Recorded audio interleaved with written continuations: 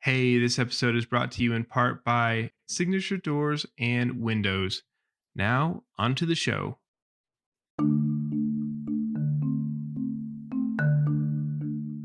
Is the design justified by itself? Or does it need to be justified in the natural environment? What makes people happy? Right. And it breaks the grid. Does it, it looks imperfect in the plan. Yeah. Hi. Hello. Hello. Hello. Hello. Hello and welcome to Architecting. Hey, good evening. Hey. Welcome to Architecting. Hey, Adam, who's on the podcast today? Yeah, so today we have Laura Marion. You know anything about Laura? I do not. Yeah. So I had seen her work start popping up on Instagram, some interesting stuff, but then really became aware of her. Modern Denver wrote a whole article about her. And so got to know her through that article and then wanted to hear more about this story. But she has quite the creative background lineage. Is she with Flight? Yes, she's with Flight. Thank you for that. Her firm name is Flight Architecture. But her grandfather was Charles Sink of Sink Combs Detlef, now Perkinsville. And her step-grandfather was Edward White, who had a firm that designed the Tropical Conservatory at the Botanic Gardens, the building. Oh, wow. Yeah, one of my favorite buildings in town. And so she had those two grandfathers kind of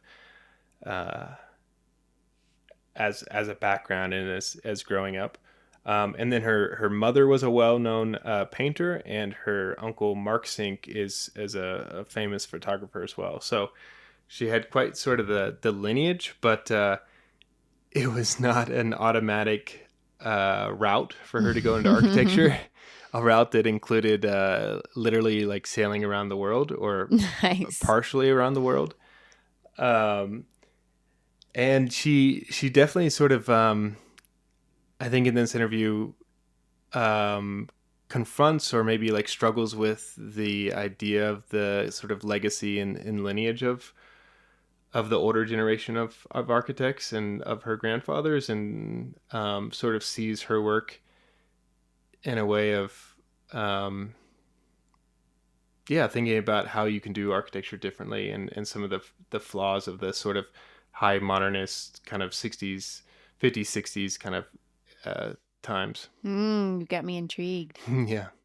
She talks about sort of what place like love has within architecture, and how you can approach architecture from a sort of sense of love, or how that can be a sort of generating or guiding force within her work. I'm excited. Yeah. I mean, it was a great conversation. She was very open and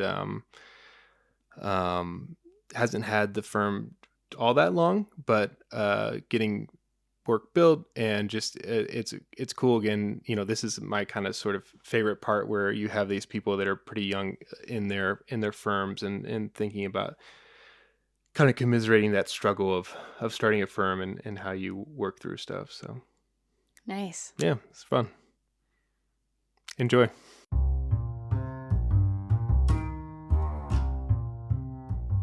Hey, we're happy to be sponsored by Modern in Denver magazine. For over a decade, they've been crafting fantastically curated content on Colorado designers and projects, spreading the gospel of good design within our region. And I love how the goal of Modern in Denver aligns with the goal of this podcast, to better build up and connect the community of Colorado designers. So go buy a copy of the magazine at your local bookstand, subscribe to their weekly email list, and follow them on Instagram. Check it out. That was the easy thing about doing Zoom interviews, is that you're just on and it's recording right away, and it's never like, oh, the interview starts now. And so you could kind of like ease your way into it. But now in person, when we're doing all this messing around with the mics and things like this, then it gets to the point where like, okay, get serious. Now we have to talk good and begin the podcast. But yeah, well, thanks for having me up here to Boulder. And let's see, where are we at? So we're in Kiln. That's what it's called, co-working space. Yes, we're at 21st and Pearl, and I can actually look out and see a project I worked on some time ago. Was that a good thing, or is that a? It is good. It's just I'm in such a different place now, and I remember the person I was when I did that, and now this building has been totally rehabilitated, and it's a great cross pollination of lots of entrepreneurs, and a good place to be in the clients. Yeah, it's that's so funny, right? Of past projects, and some of them you like to see all the time, and some there's that one detail that you didn't get right, or they didn't build right, or we designed my in-laws' house. It burned down in the Black Forest fire, and there's a vaulted ceiling, and there's one moment where the vault like jogs, and I can remember designing that little shed roof that comes in and being like, I don't know how that meets up. The contractor will figure that out. He'll want to make sure those meet up. And now it just laughs at me every time I'm in there. I know that feeling, but it's such a good feeling to do projects for your neighbors and family and friends. Yeah. But that is the hard part that, I die a little bit inside. Sometimes when I see something that was a choice that I made, driving, I'll take a different route, or, limitations of the project and the time and the owner's preferences led to certain decisions. Yeah. Most of the time Photoshop can take care of that, but yeah. But anyway, yeah, so we're here at your co-working spot in like the nicest podcast studio we've had on the podcast yet. Very nice space and equipment that we figured out how to use barely. So how long you been here in this space? I've been at Kiln for about a year and a half. And already I've made contacts from here, another architect that I've teamed up with, collaborations. But I think it's working the way it's meant to. Huh. What other architects in here? Megan Rux Megan is Rux, who okay. I've connected with. And also structural engineers, just different folks doing different Nice. things. Sometimes on their own, sometimes just working remotely for a New York firm or something like that, and we chat over the fizzy water stand. It's very Boulder. It's a very nice fizzy water stand, yeah. Cool. Let's see. Well, I could easily get into this interview, but let's make you do the hard question of who are you? What would the back of your book, if you wrote a book, what would the back say about you in 2 sentences? Well, I hope it says that I'm a soul-centered human factors architect, and that I go forth in faith in life and in work that love wins. And if our work is rooted in love, for self-love, for our natural environment, for the community, for people around us, that it works and it's beautiful and it's sustainable. Yeah, I love that answer. So what was the journey you took to get to that place and that very well crafted answer? Where'd you grow up? Where are you from? I'm from Denver. I was born in Denver. I grew up there. I'm a Coloradoan through and through. Oh, it's been such a journey. So how did I get to that answer? We'll probably talk a little bit more about my background in school and things like that. But I think I turned 40 this year, and looking back, I've cared a lot about what my peers thought about my work. And I now have been doing this for a while, and I have big body of work, but a start to a body of work, and it's going fine, and it's my own style. And the things that are most successful are when I just stopped worrying about what other people thought of my work. Yeah. And when it just came from something that I really loved or something the owner really loved, and that became the fulcrum of everything, is so successful. And there's so much more ease and flow when you find that thing. Yeah. That idea of stop worrying what people think. That's a battle. That's a huge battle. Well, I haven't stopped worrying, but I would like to more and more, and I think I'm growing into that. Yeah. And then I had the opportunity to have coffee with David Triba, whose career I admire so much. And this idea was starting to form in my head. But I was like, oh, when what we do is based on love, it really works. But it hadn't really gelled. And then he said it so much more succinctly. It just love. What do you love? Do that. Build your career around love. And that really resonated with me, and it was so well timed. I was able to have that conversation. And it came from somebody who does a heck of a lot more architecture and is really famous, that gave me the confidence to drill into that more. Yeah. And develop, a philosophy around what does design rooted in love look like. When was that? When did you have the conversation or that kind of epiphany? About a year and a half ago. Okay.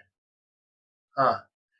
So you grew up in Denver, surrounded by art and architecture, right?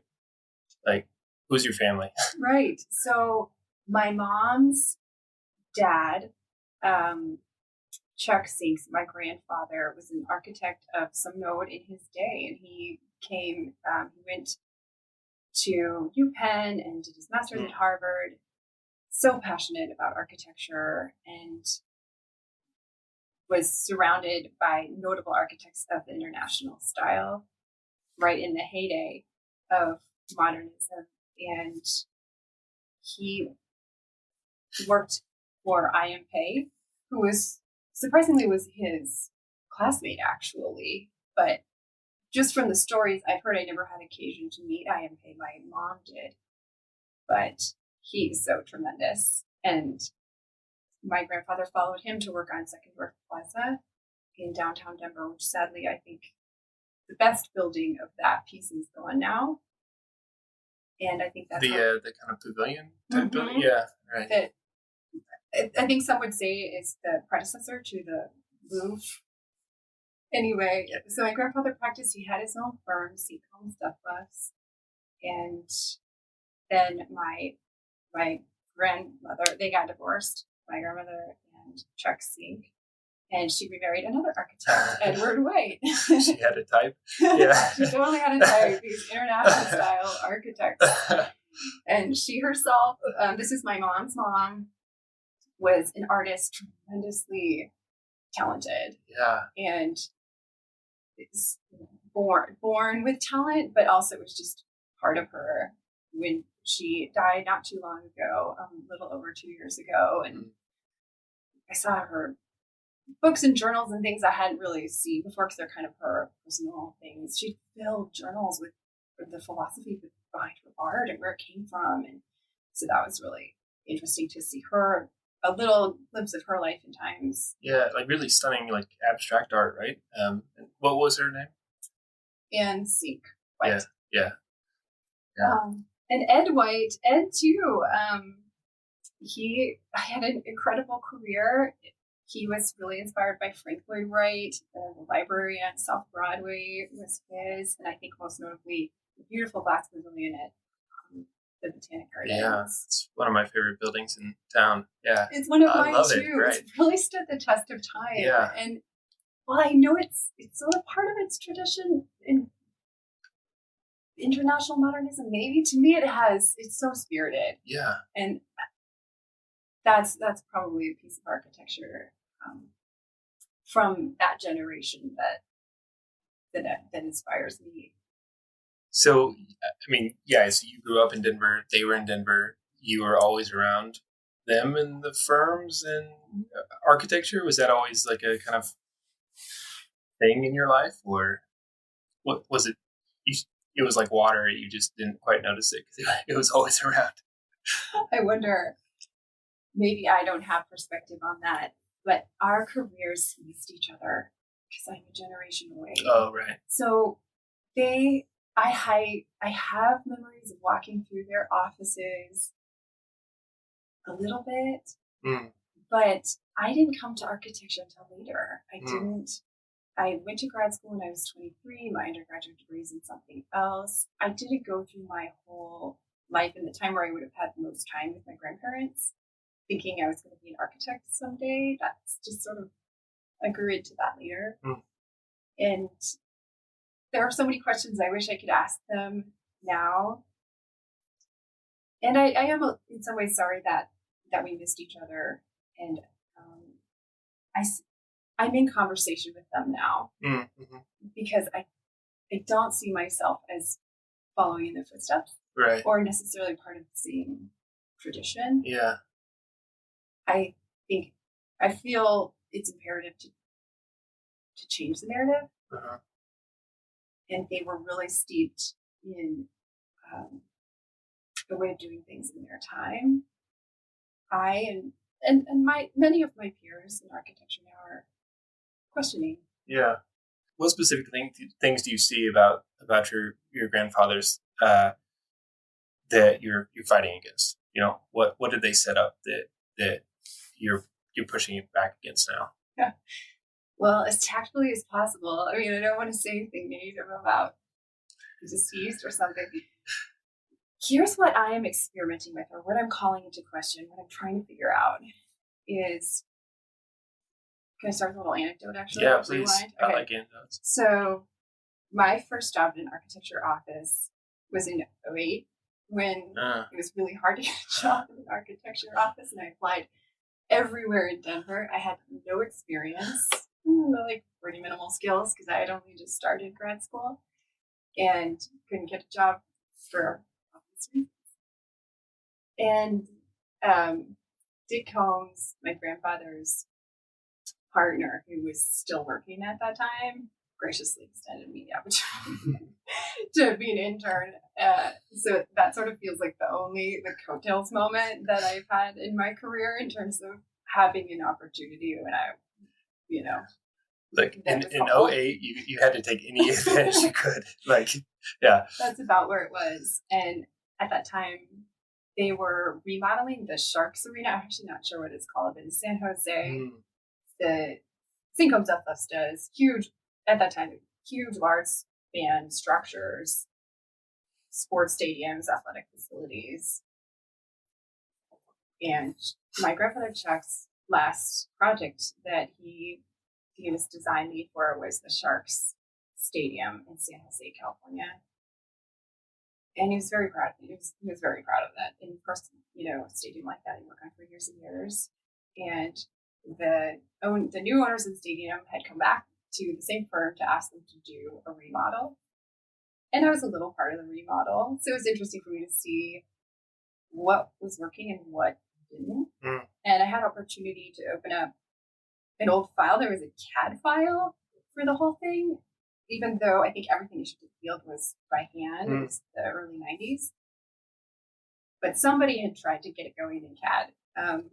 So I opened up this file, and it had this beautiful radial grid. And it brought to mind things that Chuck had talked to me about.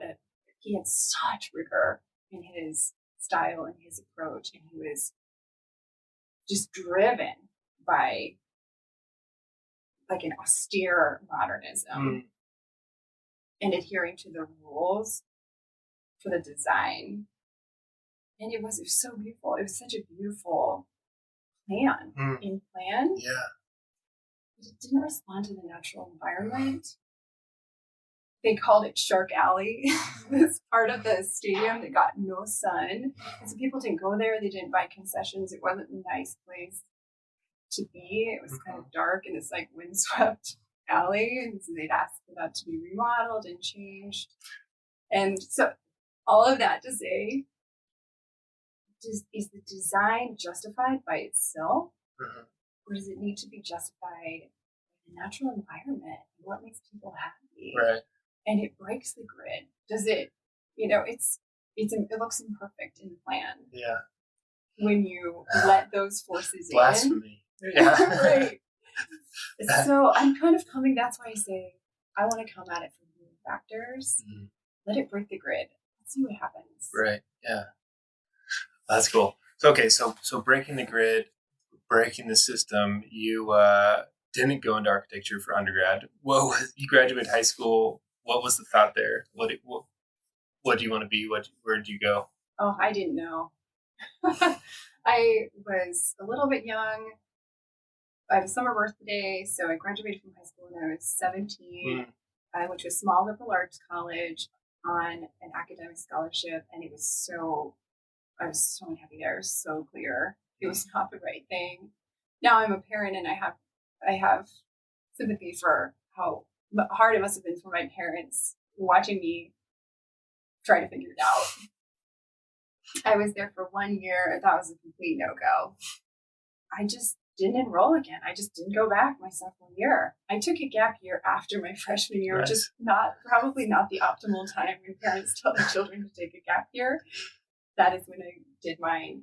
And in retrospect, it was great. It was the perfect time. I spent months in the fall in the San Juans. I worked at this ranch as they were closing and moving the horses out to pasture. I love that part of Colorado.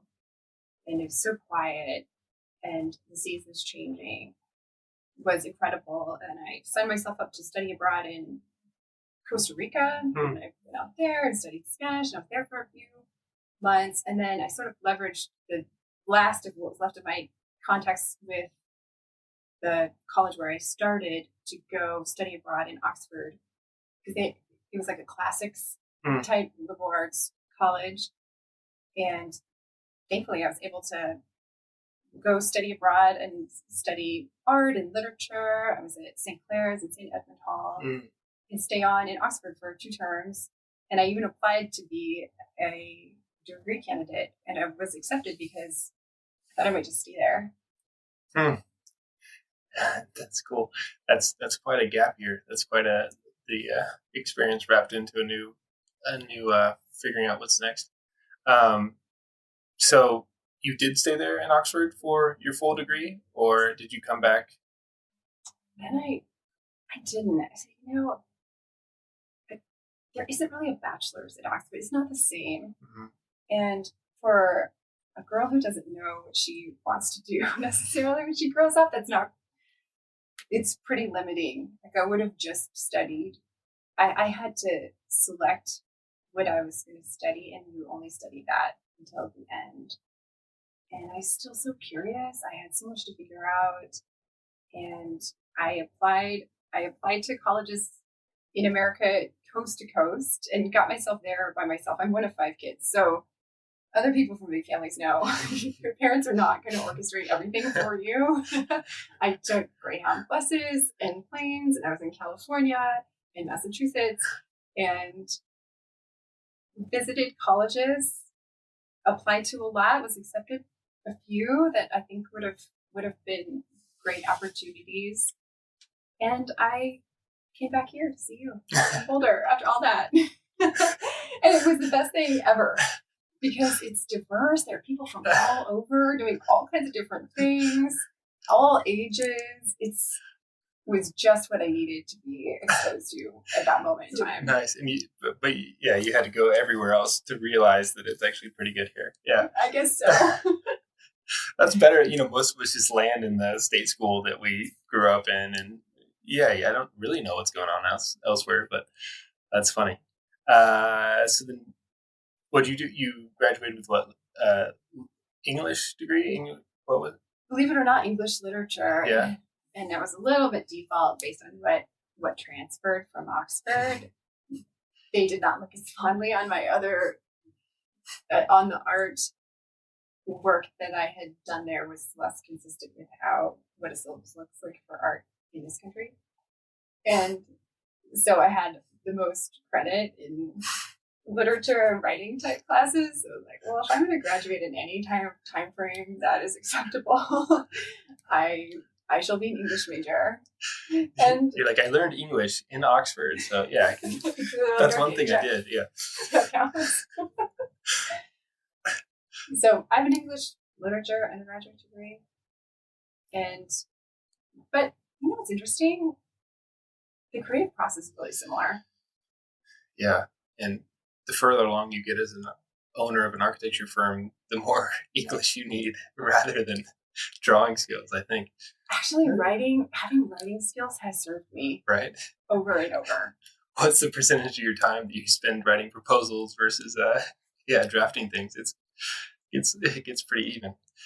It does. And it's remarkable how when you design something or come up with an idea, and then you've got to compose the introduction and the conclusion and justify it in the body of an essay or a novel, you're essentially justifying your premise, and it's the same thing with a building. Yeah. So it wasn't totally disconnected, but I still, didn't know where I was going to go. So did you know what was next when you graduated, or did they have to kind of kick you out the door? No. My dad made some crack about how we'll see you holding a sign or something like that, which at the moment really hurt my feelings. A very well written sign, yeah. Making some joke about maybe my career plans hadn't gelled, but I did have a job. I got a job as a staff writer at the Crescent View News on the Western Slope in Crescent View. Cool. And I also I just went out there. The job was not totally settled. I went out to interview. I had a kayak on the roof of my car, and I stopped on my way at this raft guiding place and asked for a job, and they said yes. So I just found my way to Crescent View and had multiple jobs, and I worked at the newspaper. It was so interesting and so fun. I learned a lot. You're really embedding into a local community, huh? I mean, the newspaper people, everything, right? That's your job, is to kind of sniff stuff out. And I don't know, I've never worked at a newspaper, but it seems like it. It was awesome. Coming from Denver to, Denver is cool, but it's big, and there's the anonymity of the big city to a small town where everybody knows who you are. You can't make a mistake without everybody knowing about it. And especially in the newspaper, builds skills, builds character. And I had to work through it. Yeah. So why aren't you still writing newspapers right now? Oh my gosh, I don't know. I always loved visual art, painting, sculpture. I hadn't really found my niche with visual art, but I knew that was where I had talent. I couldn't figure out how to, just like the writing thing I was describing, I couldn't figure out how to do visual art in a way that you also build the utilitarian justification for it. And I wanted that. I wanted to find, how can I create something that's beautiful and artistic and creative and put it out in the world in a way that's backed by utility. And that was a sort of concept or realization you came about when you were in Crescent Butte, or just you kind of grew into that and then you said, okay, I need to do architecture. That's where all paths lead. All paths do not lead to architecture. I wish I could say that. I wish I had my grandfather's ambition from 3 years old. He knew he was going to be an architect. And I've had to grow into it. I'm still growing into it. Yeah. I just want to be riding my bike, but it's not on my computer. I had such a wonderful time in Crescent View. It's such an incredible place. Friendships and professional experiences too. But I felt like I had hit the wall with my professional development that was available to me there. I also just didn't think that journalism was it for me. You really have to have a passion for that career, and rightfully so. I have so much respect and admiration for journalists. I could have stayed there forever and biked and skied and improved those skills a lot and probably been very happy. Mhm. But I just came to a point where about 3 years in, I thought I needed more professional opportunities, and gave it a lot of thought. And it was like, I just found I want to do art, and I want to do it in a way that is meaningful and functional for the community and adds value in a really tangible way. And so having been exposed to architecture, knowing about it, I think was helpful toward me sort of getting over the hump when I applied to UC Denver.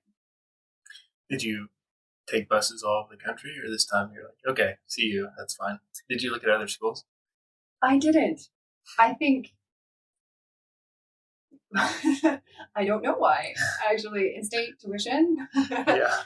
Also, it's a great program that allows people like me to start right in on a master's program without doing a lot of leveling courses, which I think attracted other people who were adults and ready to show the kind of engagement that you have at a graduate level.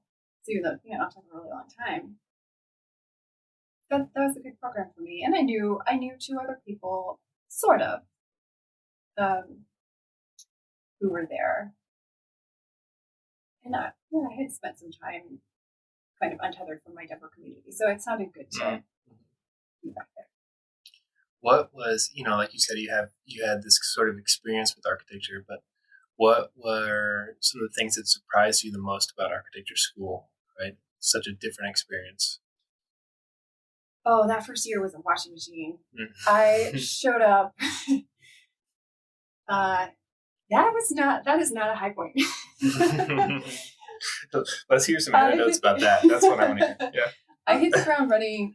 Like, classes started on like a Tuesday morning, and I blew in on Monday night. I was totally not ready. I did not have my videograph pen set, much less like loaded or know how to use them, and I still don't. And other people, architect types, they're really organized and ready. I'm organized, but a lot was going on. Leaving Crested Butte was like the biggest breakup of my life. I was heartbroken. It felt like home. It was incredible. And there's a part of me that's still there now, but especially then I'm so conflicted about that change because it's so awesome. And I keep using like superlatives that are not very meaningful, but if you've ever been to Crested Butte, you know what I'm talking about. Yeah. And being a part of the community, to your point, like my finger on the pulse of what was going on, I felt such a part of things, and leaving that was so much harder than I bargained for. On top of being ill-prepared, heartbroken, I was going through a bad phase. I injured my arm in a mountain biking accident that turned into something I was really not ready for. And so I was actually not doing that well. My arm was in a cast, and I had just had surgery, and I was trying to do stuff, and they want you to hand draft that first year. And so all those things added up to kind of a rocky first few weeks. Really firing all cylinders, huh? Yeah. Wow. So if you made it through that, you're on the right track, I guess. Yeah. I don't know. I'll be honest with you, I did not realize until I started reflecting on my story as one comprehensive thing that I did the same thing in my master's that I did in my undergrad, which is I did a gap year after my first year. Oh, really? Yeah. Oh, cool. And it was not anything to do with the school. I admired my professors. I made friends. I somehow managed to build all little models. One-handed. with my left hand, and I'm right-handed. There's a fundamental conflict for me, Adam, that I still have not gotten past, and that's that I love the natural world. I love wild places, and architecture is a construction development industry that feels at odds with that. So I was worried that it was not the right fit. And I was also worried I wasn't going to live long enough to find out. I had this this thing that started in my arm that developed into an infection that antibiotics weren't working, and so it was like, I think the doctors knew I was going to be okay, but that younger version of myself was like, I might not even live to find out if architecture is, if it's all going to work out. I thought you meant like architects don't start their best work until they're 65, and I don't know if but like you literally meant it. You're like, I don't know if I'll make it through here. And I was like, if I have a limited amount of time left, I know I want to be on a computer all day making houses that were commercial buildings, developments that bulldoze the natural environment. Those were some of the thoughts that I was having. Yeah. And it happened that at that time, my cousin who is truly a sailor and grew up in Bainbridge Island, and who I spent a lot of time with growing up, had bought a sailboat. He was sailing around the world, and he asked me to join him. Yeah. You're like, well, it's about my time to go back to Costa Rica and to England. So let's do it. So that makes so much sense. Okay, yeah. But at the time, this probably doesn't sound realistic, but at that time, I did not realize I was doing the exact same thing I had done. It felt like it for such different reasons.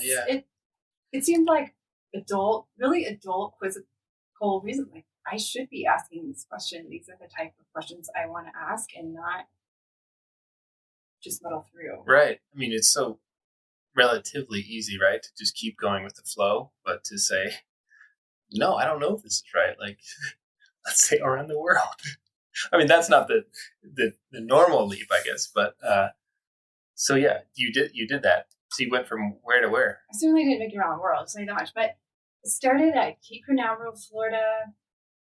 And we sailed down slowly, but we went to the Ragged Islands, or part of the Bahamas, a really wild and remote. Nobody was there. We circumnavigated Puerto Rico. We went to Hispaniola. And from there, my cousin had to sail back. He had to get back to Alaska for the salmon season. And we made all kinds of friends. It was so fun. It's so fun. There's such a community of people who sail. Wow. And unfortunately for my husband, it's a different thing. He doesn't mind that I can't sail, but for my cousin, I don't really have like the right vibe for the open ocean. I am such a Colorado person. We got by sailing shorthanded. It was fine. I was not totally cut out for that, but I continued to sail after he went back for a while with other cruisers that we met who were fun, and after a while from Puerto Rico I sailed to Chile, and they sailed Portuguese Azores. Wow. Really brave people out in the Atlantic Ocean. Incredible people who can solve problems in the middle of the night with the ocean coming into the boat. I have so much admiration for them. I was scared all the time, and they were fine. Yeah, just that idea of that empty horizon is terrifying to me in all directions. I mean, I came from Kansas. It's pretty much the same. Like, you can stand out in a field and it's about the same, but there's no sharks under me. But Yeah, I'm from Colorado. I thought I was tough. I mountain bike and I canoe. That stuff out in the ocean seems a lot harder because you can't make it stop. Yeah, you can't get off. Yeah. Wow. And also you sail all day and all night. I don't know why that was not really clear to me when I started that adventure, that the ocean does not stop when you're out there and you're on a passage and it's multiple days, you continue to sail all day and all night. Whether you're Did that prepare you for architecture school again? Like working, sleeping just 4 hours at a time and right. sort of preparing your body. Well, So probably wore me down in advance. so But you did, lots of thinking time. So after that year, it was obvious to go back to architecture school, or was it still, did you go back because, okay, I kind of fall back into this, or was it, okay, I'm prepped, my mind's clear, let's do this? More the latter, I think. I realized I didn't just want to be a backpacker traveling around the world. I wanted to have a career that made a meaningful impact. And I thought, well, private land is going to get developed by somebody. Mm-hmm. And maybe my contribution is to develop it with as much care and intent for the land as I humanly possibly can. Mm. And that's how I can endeavor to reconcile that conflict between the naturalist and the architect in me. Yeah. So you came back to see you with that mindset. Did you feel like you had to be pushing back against the sort of school and professors to like better hone what you thought architecture would be? Or did you find mentors that brought that out better for you? I thought that UCD provided a lot of support for people who wanted to practice architecture in a sustainable way. I think, like all students, it's so sobering to come out of school mm-hmm. and feel like the professional practice is less so. You're right. Yeah. Yeah. A second smack in the face. Right. A different kind. Yeah. So who were some of the influential professors you had at Denver? The human factors professor at that time, Jim Sobey. I don't know if he teaches there anymore.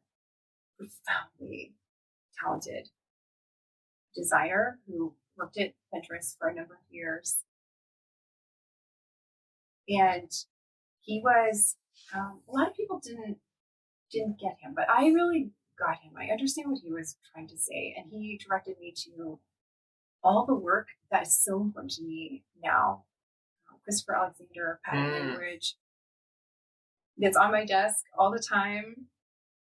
And then I was a TA for the class, so I kind of got to take it again. Probably could have taken it again and again. And we still stay in touch. So I didn't realize at the time how impactful the human factors class was. That's still really important to me. Yeah. And so then talk about that other smack in the face about graduation. What'd you do? Like ball of ideas, energy, get out into the real world. What happens? Well, that's why I say I think this conflict, it still hasn't gone away. Like, I love the natural world. And architecture, it's really hard to truly say that it's sustainable. Mm-hmm. I know we have what we call sustainable architecture, but it's still pollutes. It's always additive, right? I mean, It's always, yeah. And so I think that's still, it's almost the weightiness of that responsibility that I think motivates me, because I still haven't found this sustainable architecture necessarily. Mm-hmm. But I think it's a point that it led me to connect with other people. There are people who have just kind of given up in a firm, mm-hmm. and they're like, forget it, it's a sham. And there are those of us who are still really trying mm-hmm.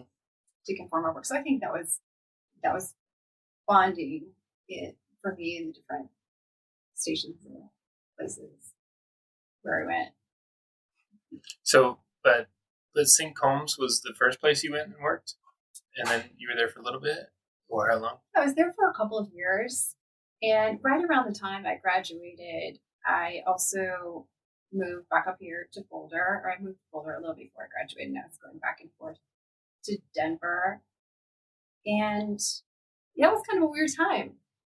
Is 2010, firms still weren't totally staffing up yet again, and I wanted to figure out what to do next. And I did some sort of smaller collaborations. A really meaningful one for me was with an architect who is still practicing in Denver, but I think she kind of flies under the radar. Her name is Margie Suhu Lee, Chinese American, and we did a set of conceptual drawings and concept building and budget exercises for Cleo Parker Robinson, the dance studio. Yeah.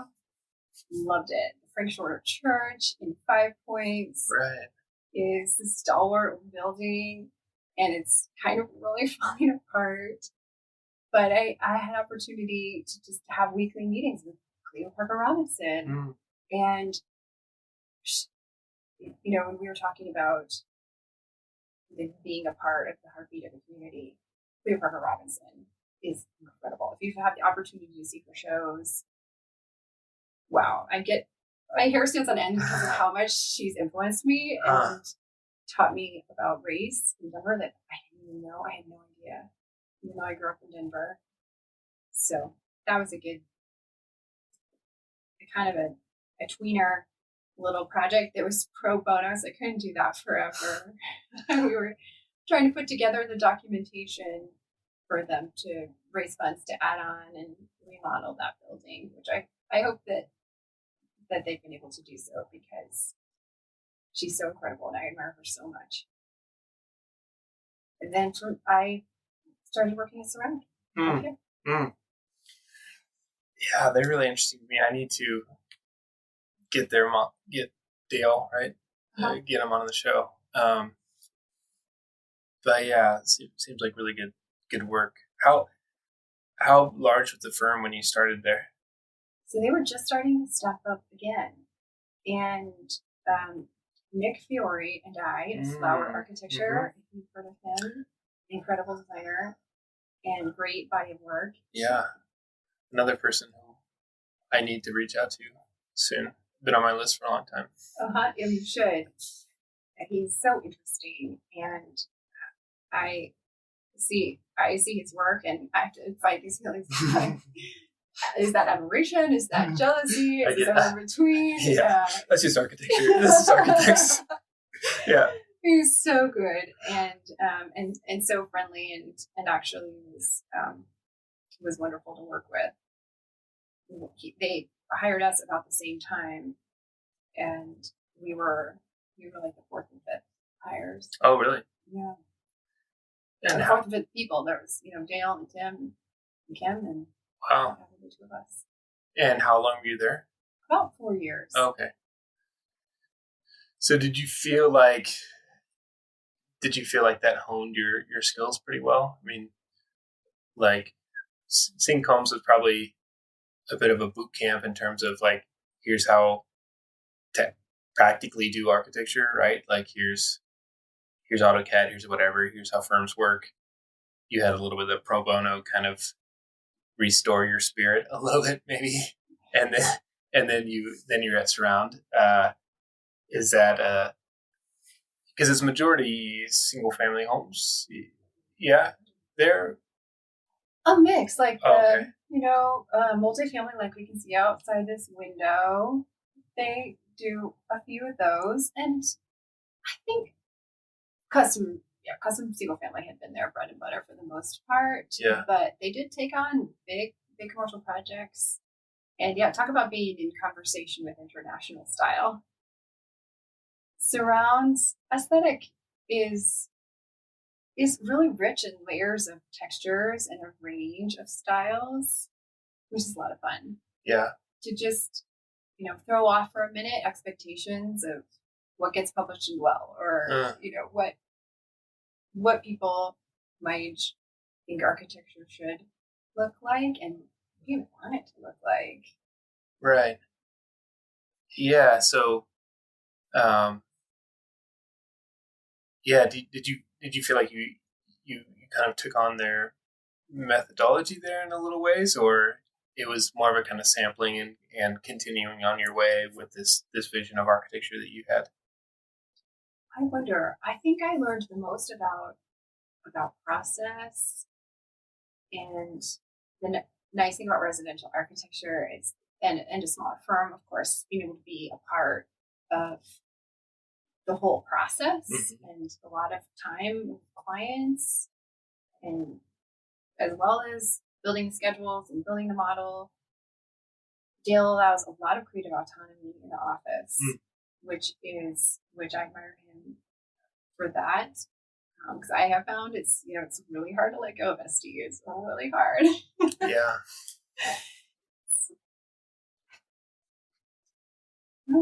Yeah. And so 4 years, and then what happened?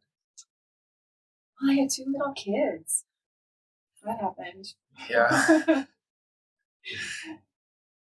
And when my daughter was a baby, The first, my second. yeah. I had a really big year. I used to call it a hard year, but I don't call it hard anymore because I think that's different. It was big. I was pregnant with my daughter, and I took all my licensing exams. That's intense. I do not recommend that. You're like, well, I'm going to be sitting and, but you had another child at that point, so you're definitely not sitting. Yeah. I promised myself I was going to finish them before my second was born. And everybody, my mom was like, just wait, it's not a rush. But I don't know. You know what it's like. That's the third slap in the face. Yeah. There's always a reason it's really not a good time. Yeah. Especially once you fail a few, and then, with that on my mind, I have to finish these. So I was pregnant with her. I designed, and just off hours and squeezing it in, we designed and built our own house. Oh. So I just because you didn't quite have enough going on. And we had to, as a consequence, move 2 times. We moved out, moved to an apartment, demoed the house, because we demoed the house where we were living in North Boulder. And my son was a little boy, and it was just a lot. Wow. That when my daughter was born, I think I just needed to regroup. Yeah. Yeah.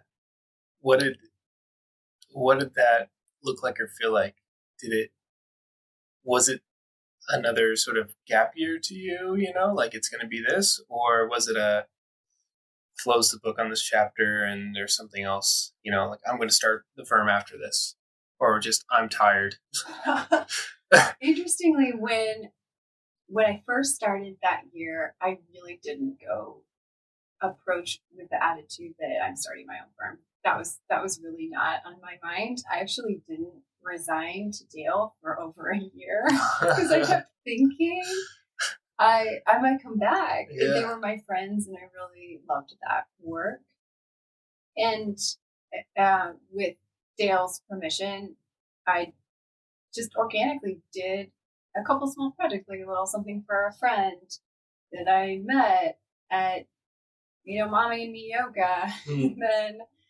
And then I did another one, just little things, one thing that kind of grew into another. And I started to get ahead of steam, and it really organically and additively came together. That I think, first of all, I think there's a way to practice architecture which is more humane and accommodating of parents. That was part of it. It was hard to let go of the flexibility that I had started to experience. Right.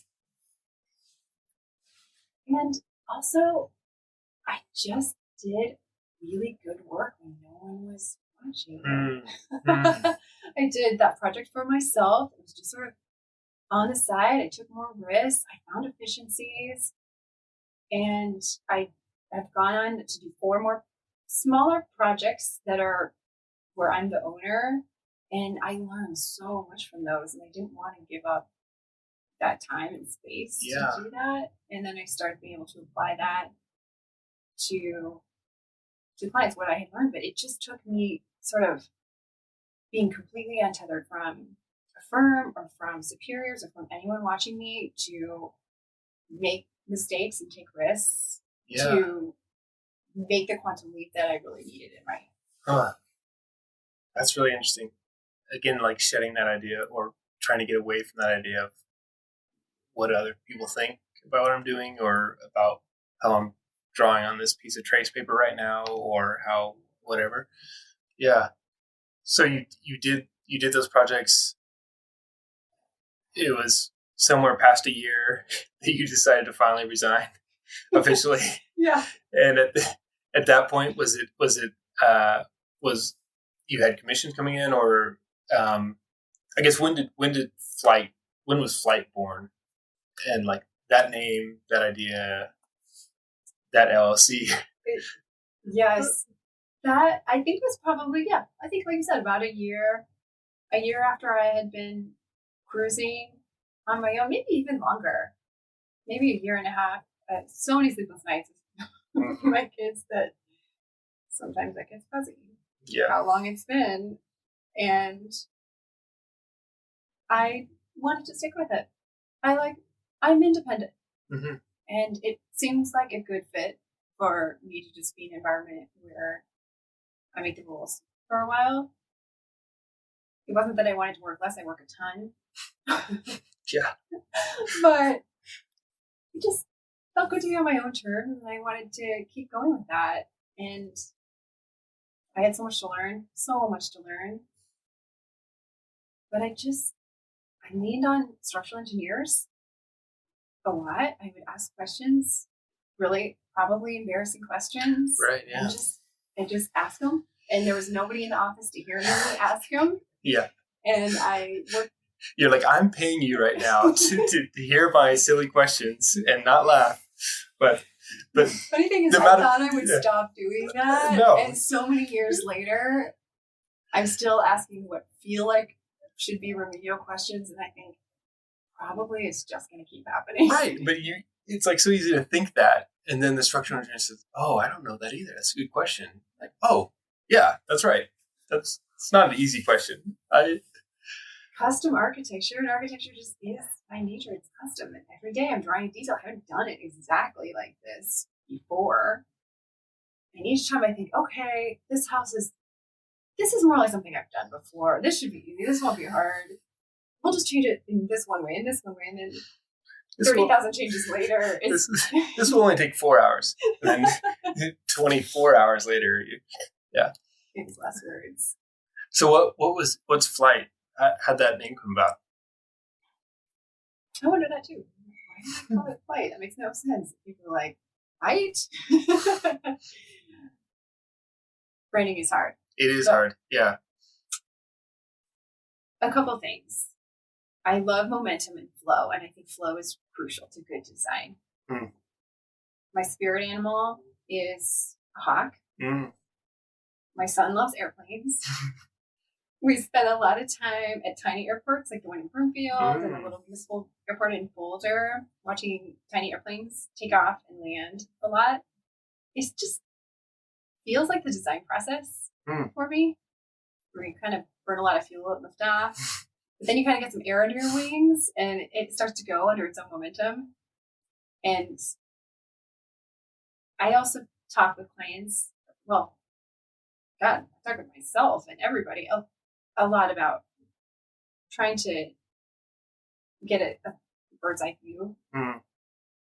It just seems so important when you're doing a design to zoom in, zoom out, zoom in, zoom out, and see the big picture a lot, and not get so lost in the minutia, or a project of architectural skill does not get done, in my opinion. So that's where Flight came from. And then somehow at the end you always have to land that plane, right? Like you gotta. It's so cheesy. You lost 2 engines, and like somehow you gotta get that CO, and Exactly. There you go. So true. That's funny. So yeah, starting firm, always super hard. You kind of start with your own projects. You get some projects from kids' friends, which I'm finding is like one of the best avenues, right, to get projects. And how long ago was that? That sort of like beginning of Flight? Probably 5-6 years ago. Oh, okay, cool. More like 5. And so, have you figured it out? You figured out the environmental, the path that you want. Well, so what's the closest you've gotten to that idealized version of architecture that you had going back in after that first year of grad school? What project? I've had a couple. One of them is the Mommy and Me clients I told you about. I'm now doing my second project with them. And they were living abroad in Japan and came back and decided, let's go out and redo this house. And a lot of conversations. Is it a new house? Do we redo the old house? And they introduced me to the Japanese term kintsugi, which is when a practitioner will take a broken piece of pottery and infuse it with gold and patch up all the cracks with gold. Yeah. And we took that concept toward remodeling and decided that the house is pretty imperfect, but it's more environmentally sustainable to not scrap the whole thing. And with a lot of energy and their enthusiasm and their willingness to take some risks, it's really, really beautiful and it's coming together. So that was one of those that was really based in the philosophies that are important to me. Another one was my I don't like to use the word employee or something. It's like a co-stakeholder. My right hand man, Francis, it was his first day, and after quite it takes a long time to land like a full scale custom. That relationship takes a long time, I think. Maybe it doesn't. A full scale custom house. Yeah, definitely. So I had already been on this journey for a while, but it was really the first day of putting Ben to trace. And we walked around the site early in the morning and then rolled out the piece of trace paper.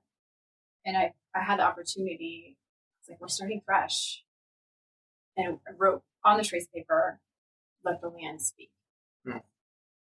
And with everything you touch, how can we ask that question and let that be the benchmark for all the decision making? And I mean, it's grown and developed, but I still see that. I still feel like the land speaks and moves through that building, and it's spring now. We'll see. I like that idea. I just envision like you're like writing this bold statement out for your new employee. Let the land speak, and you're like, okay, and then you just stare at it, and you're like, I don't hear anything. Wait, what's like, give me it's a good story, and then but listening. Yeah, we're gonna be here for a while. Yeah, but yeah. So I love that. But so then, practically, like, what if you want to share some of that design process? Like, what does that look like when you get into that? I asked like CCY this, and they're like, we're not going to tell you our secret. Like, we're not going to tell you how we do this, but like, what's your sort of practical process of diving in on a single family home like that in an environment that's there, right? Mm-hmm. That's interesting. And what you just said about CCY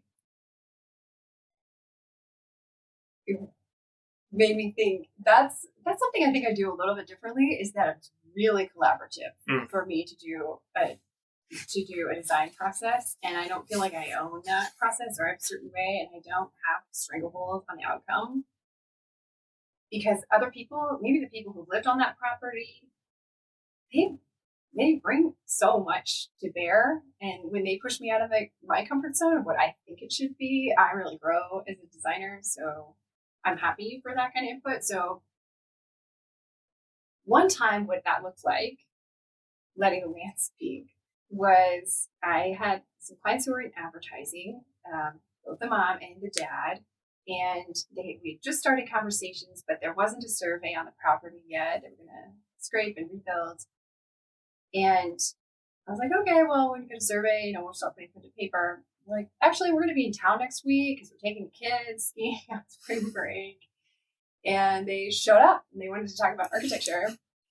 I guess I could have just talked to them, but it didn't seem that productive without something. And so I cut up these little tiny models, making some leaps just from my experience of, what I think makes a good kitchen, living, dining volume, what I think makes a good bedroom volume. I knew they wanted this sort of spread out ranchy farmhouse. Didn't know all the details, but I generally knew their program and it's kind of square footage and kind of budget. And so I made these volumes out of paper. I was never awesome in a lot of shops, so paper is definitely better for me. And I couldn't believe it. It was just electric. I printed off from like Google Earth and as quickly as I could put together what was generally extensive the site and setbacks. And they're so creative. It was intimidating at first, but once we worked together, that collaborative process was great. Out came the scissors, out came the tape. And that was one of the first times I trusted myself to kind of improvise with the client and really allow them to have a lot of agency in their own home. And from there, I've done that more. So like that day when I said I wrote Let the Land Speak, and then it was like crickets. That's the land. It's the crickets. Yeah, that's the concept. It was similar. We made some models, and we knew it had to be net zero, so it had to have a lot of southern exposure, both for the solar panels, but also for passive. And so we just started by taking, a long volume, turning the roof up and shed towards the south. And that also worked because the site was kind of long. And then we put another one next to it. I mean, there were tons and tons and tons and tons of iterations, but we used these models and we worked together. Yeah. And took a lot of pictures as we went. So that's kind of what my process looks like. And I use a colored site plan that's a lot bigger than the site to take in more, but it helps me a lot to see the object in the field, not just a white piece of paper. And maybe it's optimistically green, but it's sort of a green site. The site also had a lake. And so we had that on there and the street. And so having hardscape, softscape defined is what I work from using little models. Yeah, that is interesting. It's like something we do in school, right?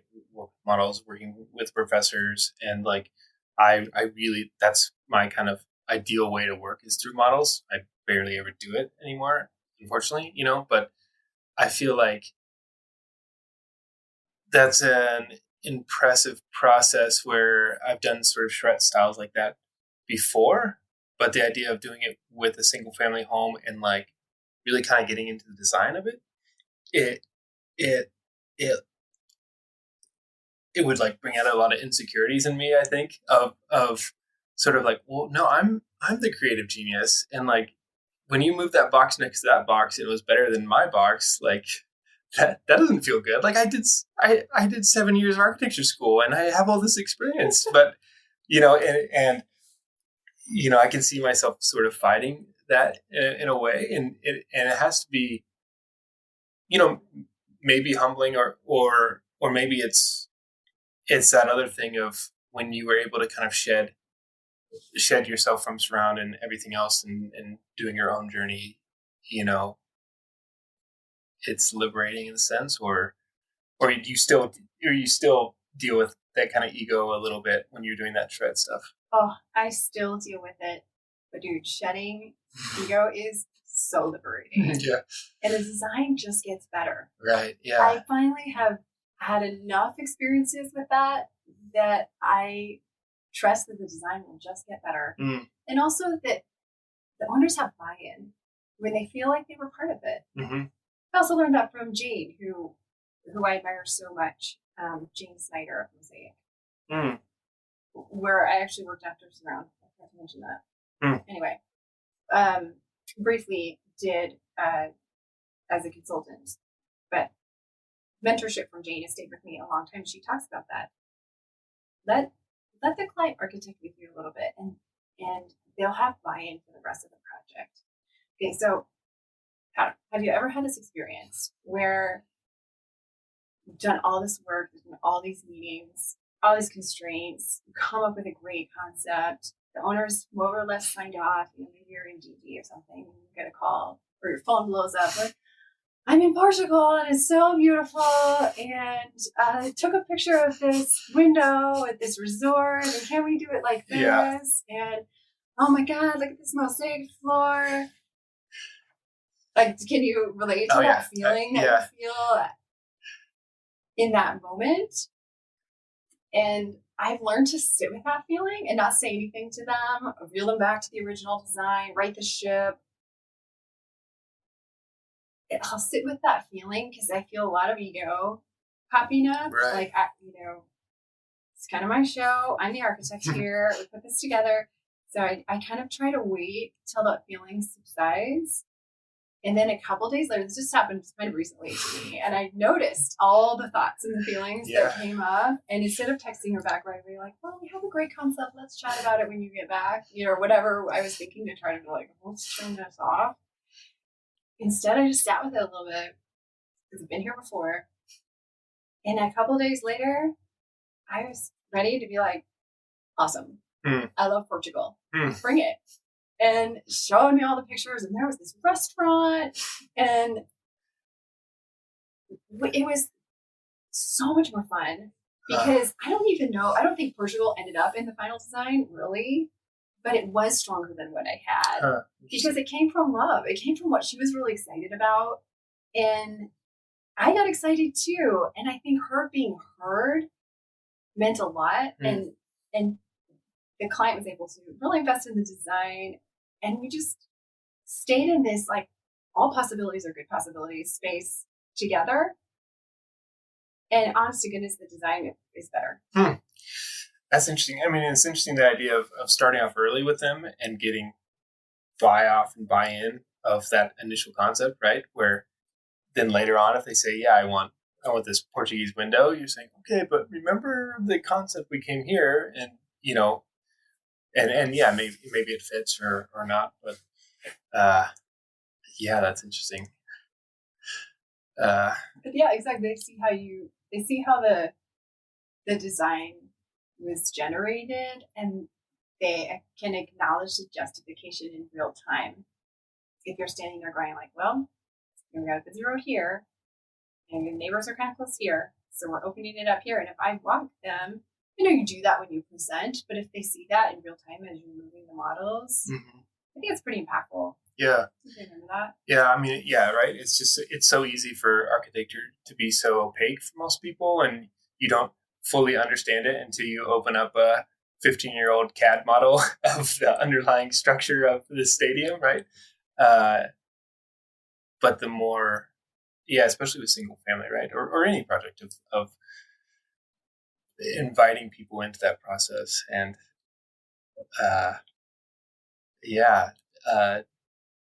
testing out the strength of your own concept, right, in the light of day, maybe.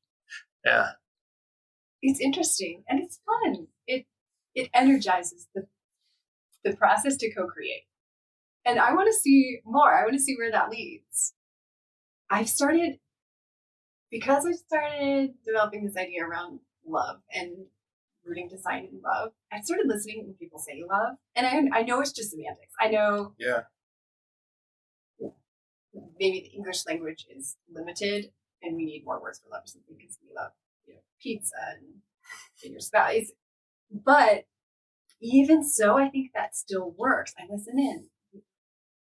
I love coffee. I love my dog.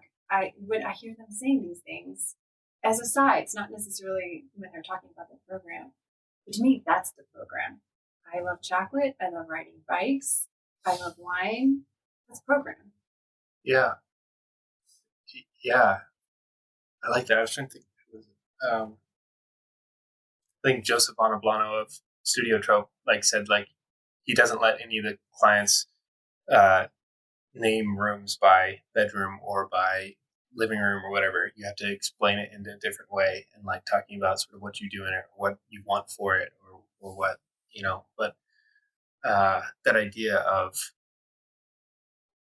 using love as a signifier for what's important in physical space is interesting. Interesting. What's so cool about architecture? One of the things is that it's such a visceral experience. Mm. You feel it when you experience it with your body. So it makes sense that the process should try to harken back to our physical senses a lot to inform how it takes shape and grows from the inside out. Mm-hmm. Margie Suhumi, who I mentioned that I collaborated with, talked about materials and spaces having life force energy. And I think that means qi in Chinese medicine, but she really cared about natural materials and how you could tell when a material has life force energy. And I've always sort of wondered about that and sort of looked at that. And she talked about spaces being either for action or for repose. They're just one or the other. And I think of that a lot too, especially as, I sometimes call into question the kitchen being right in the living room, especially for parents. There's space. One is a space for action, one is a space for repose. And how we might differentiate those a little bit. Yeah. Yeah, that's interesting. I mean, so what do you see? What do you see for the future of flight and your practice, and where you want to take it? I think I'm going forward with this experiment that if I trust my gut and my intuition, I sort of already have with this journey I have, but I've had a lot of self-doubt about it. Right, yeah. So now I would like to continue to trust that intuition with less self-doubt and more confidence that these spaces made for people, made for how people feel and move in the world based on what they love, based upon what they love, will really work for them. It will also really will serve the environment in which they're a part of, I hope. Yeah. Well, I've already enjoyed your work and like seeing what the body of work you're building, and this idea of love within architecture, and this sort of tactileness of space is really interesting. And I look forward to see how you keep going on, moving forward. So thanks for talking with me. Thank you, Adam. It's been such a pleasure. Yeah, thanks. You can visit architecting.com, that's architect-ing.com, to see images from this week's guest. And please rate and review the show wherever you listen to podcasts. Have a great week and keep connecting. It's just such a hard profession, and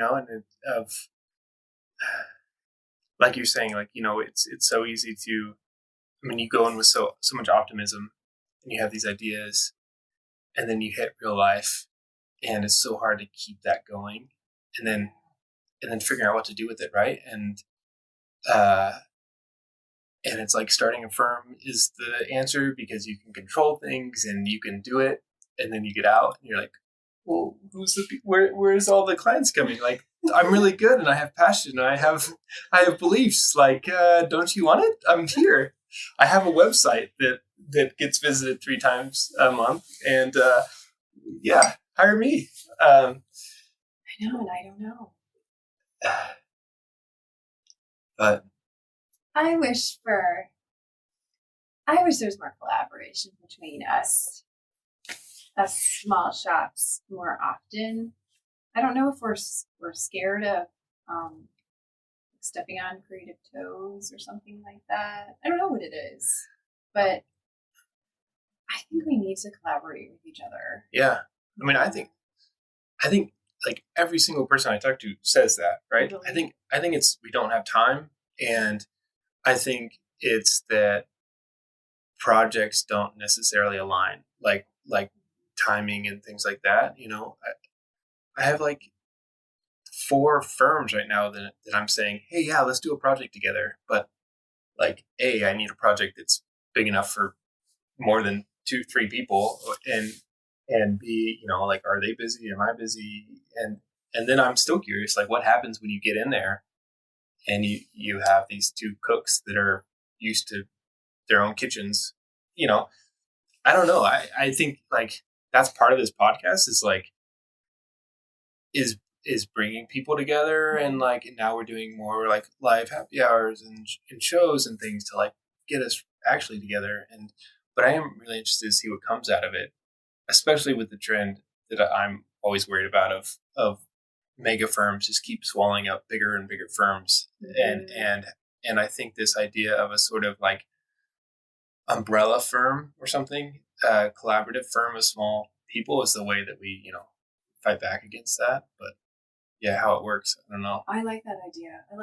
There's some people kind of tried that up in Boulder. I don't know how that went because I wasn't a part of that collaboration. But maybe unlike my peers, I'm afraid. It's a great detail. I need to go on and on, but I didn't start thinking I was going to do this and be on my own all the time. And I have many restless nights where I think I could go back to Jane and beg for my own job. Yeah. Because there are a lot of inefficiencies in being on your own, and I don't know. Like I said, I think it works. We can set aside our egos for a minute and trust that somebody else's idea that's better than yours. Mm-hmm. It's actually better. Yeah. The design can grow. But yeah, it's hard. It's hard to kind of get to that moment. Hi, I'm Eli. This show is made by my mom and dad and these people. Heidi Mendoza. Aaron Best. Kyle Bruner. Emily Childs. Trevor Notsko. Zach Huff. Rob Cleary. All right, let's get a coffee. See ya.